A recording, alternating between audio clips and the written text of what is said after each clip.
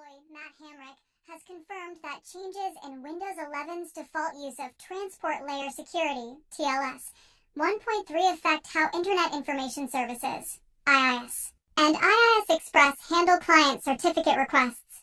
The issue stems from TLS 1.3's lack of support for a feature known as renegotiation, as the tech giant says that this drop was to ensure client authentication is always confidential, and that it also reduces round trips and CPU costs. So it looks like Microsoft made things quicker and more secure at the cost of compatibility, at least in the case of certain aspects of the OS.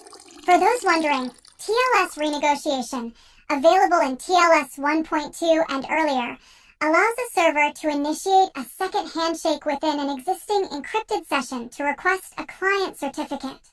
In Windows, this process is managed by the kernel mode device driver called the HTTP stack, or http.sys, in combination with the channel security package, with IIS or IIS Express receiving control only after the handshake is complete.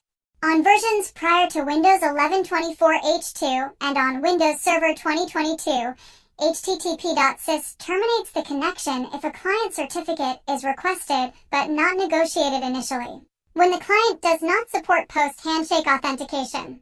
From Windows 11 24H2 and Windows Server 2025 onward, http.sys instead returns a not supported error, allowing IIS to send an HTTP 500 response with error code 0x800700032, which technically means error_not_supported. Microsoft has explained that under TLS 1.3, renegotiation is not permitted. While the protocol defines an alternative called post-handshake client authentication, Microsoft notes that most clients, including major browsers, have not implemented it. This limitation means that unless a client certificate is requested during the initial TLS handshake, it cannot be obtained later in the session. For IIS and IIS Express, which operate after http.sys has processed the handshake, this requires advanced configuration to request certificates up front. As of late August 2025, Microsoft has not announced a fix for IIS Express, and Hamrick wonders if there will ever be one, as he writes that he is honestly not sure if there will be a fix and what it will look like if there is.